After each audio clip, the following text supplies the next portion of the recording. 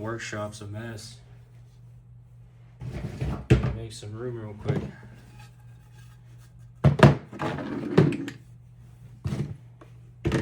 As you can see, this bad Larry showed up. Check that out. Guys, I bought the current thing. I bought the new thing I consumed. Here, let me get all this out of the way. I've been busy. I've been making stuff. Alright. Pika Dry. This thing's awesome.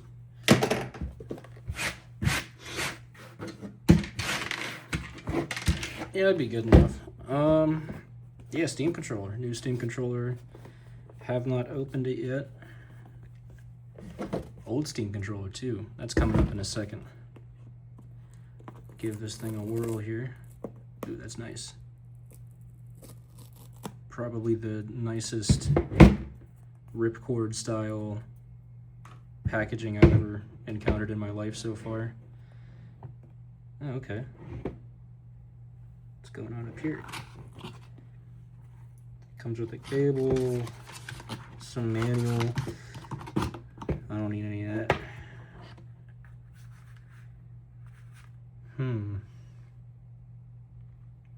It's really cool, but this is not how I imagined it would feel in the hands.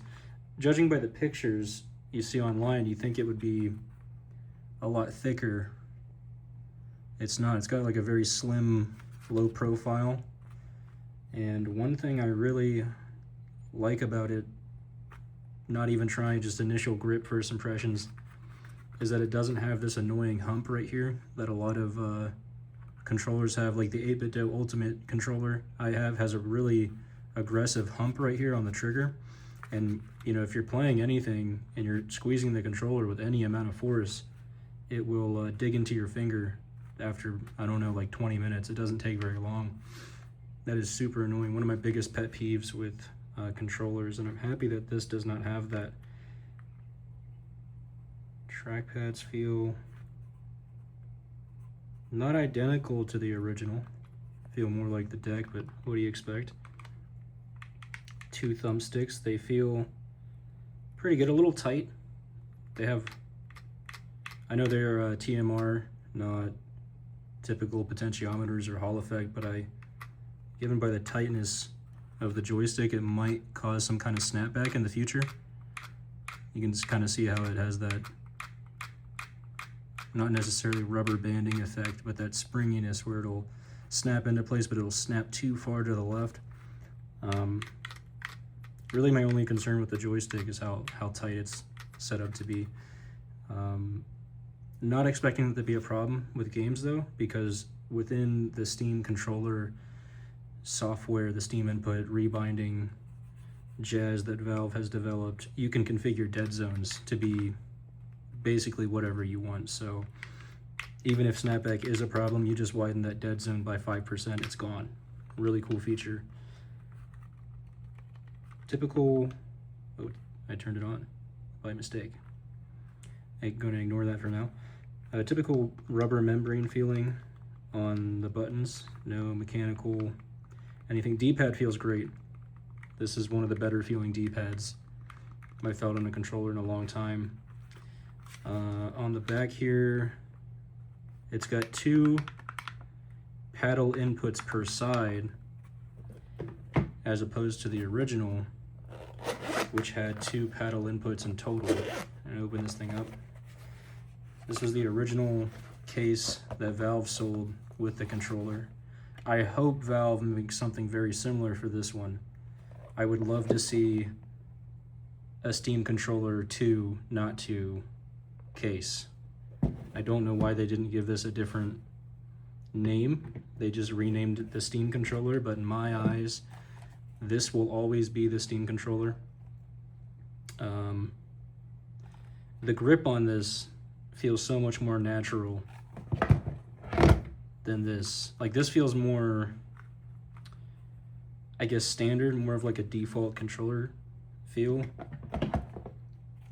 This feels like it's got the heart and soul and all of Valve's special sauce in research and development put into it. If you can see the shape of the handles, do a little side by side here.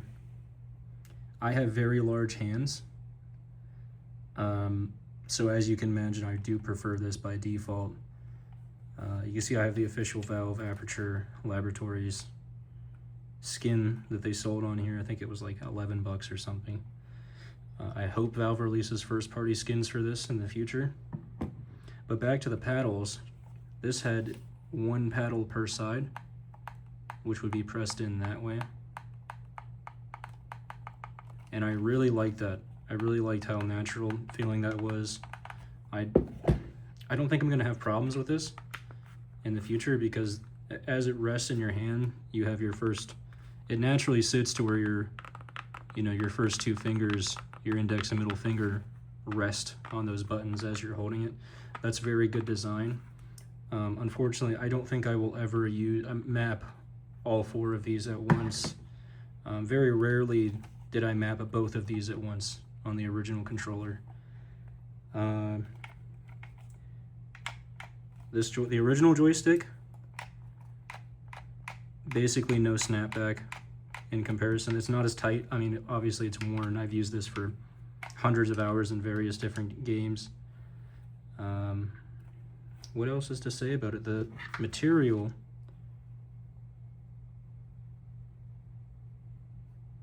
it might be identical. It feels identical. The haptic pad material they have going on. Now, I didn't know this about the original controller until recently. I thought there was a speaker inside of this thing. There's no speaker. When you turn it on, oh, my batteries might be dead, but when you turn it on and it plays the startup sound, that's actually the haptic motor that kicks on. The motor oscillates at certain frequencies to emulate sound, which is crazy. That's crazy.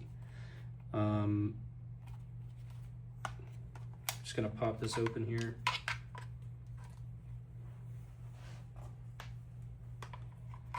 Okay, I had to take something out of there. So to pop it open, the back comes off on the original. You just pull that tab, pull it out just like that. Now, people complained about these batteries. I thought this was genius. It's a 2-in-1 solution. You get more grip on your controller, and it's a perfect chasm for the batteries to rest into. And all you do is you just push down on these levers, batteries came right out. It was a genius design through and through.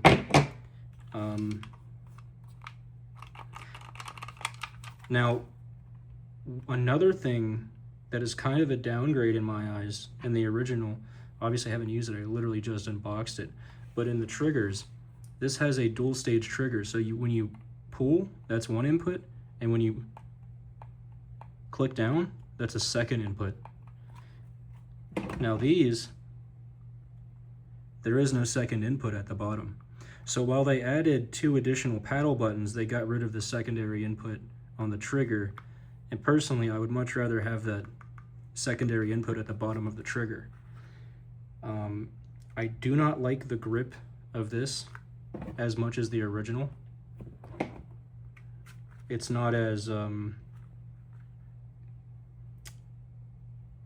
it seems like they didn't put as much thought into the ergonomic shape of this as they did this. Not dogging on it. That's just what I think about it so far. I have high hopes for it in actual use. This is just like a first impressions type of thing, like what I think of the controller, you know, unboxing it, testing it out, seeing how it feels. Very audible click on the original.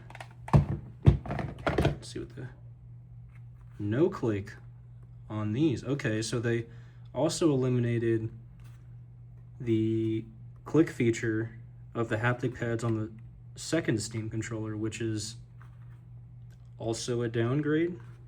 Not sure why they would do that. Another big difference is the shape of the joysticks here. So on the original, it has a bubbled out joystick, and on the new one, they're domed in. I think this is concave, and this is convex. Whatever. I do not like the Xbox style domed in joystick caps. I don't like that shape.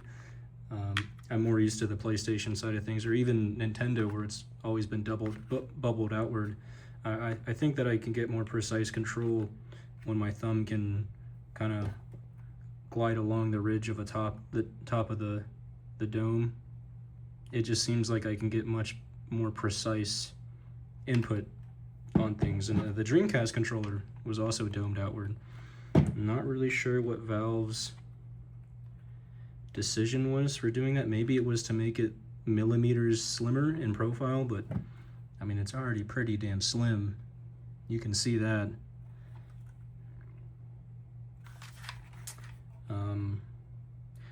One thing that is 100% an upgrade about the new Steam controller is that it's Type-C. Type-C did exist when the original Steam controller came out. It just wasn't popular. I think the standard was released in 2011 or 2012. Steam controller came out in, 2014, 2015, from what I remember. And hardly anybody was adopting it. Every time I look back on technology from a few years ago, 10 years ago, whatever, I wish that the entire industry, full stop, from the gates, went, okay, Type-C is a thing now, it's on everything by default, so that you didn't play this game of like continually jumbling through cables to find the right one that fits your device for the moment. Now this had batteries, one AA battery per side, 2 AA batteries in total. This has a rechargeable, I think it's lithium ion, not entirely sure, but it has a rechargeable battery inside of the controller, and this puck here can be used for charging, but this puck here is also used, from my understanding, as a receiver, like a dongle to the computer. In the latency benchmarks released by Gamers Nexus, it's way better to use the puck than to use it in Bluetooth mode. Bluetooth is, quite frankly, junk in applications such as this. But I am going to kiss this French prince goodnight. Put him in his casket here. Got the spare batteries, gotta have them. Hopefully, there'll be a new case coming out. I don't know. For now, I'm gonna go try this thing out. I have like a backlog of umpteen bajillion games that I need to get through on Steam. Kind of not many plans this weekend. I'm gonna go play some games. Probably won't make a video out or continue this video from here on after. But I might make a follow-up, a part 2, given my general thoughts of it after actually using it. Kind of it's not necessarily a true upgrade. I think it's like a series of trade-offs. It's a give and a take. You know, there are many compromises made in this controller. I don't know why for $100 it did not have every feature of the original, which was substantially cheaper. For $100, these haptic pads, they should be able to click in. The buttons should feel a little more like mechanical. I was hoping this would be more of a mechanical button, kind of like what Gillikit has out now with their newer stuff. I would really like to see the dual zone triggers. I would also prefer the overall shape and design of this to be more ergonomic like the original, a little girthier for guys like me who have these massive freaking Shrek hands, right? But, you know, the world's not made for us. That's how it is. I have high hopes for this. I'm going to go test it out. This has been the video. Those were my final thoughts on the differences between the two controllers and my first impressions of this controller out of the box.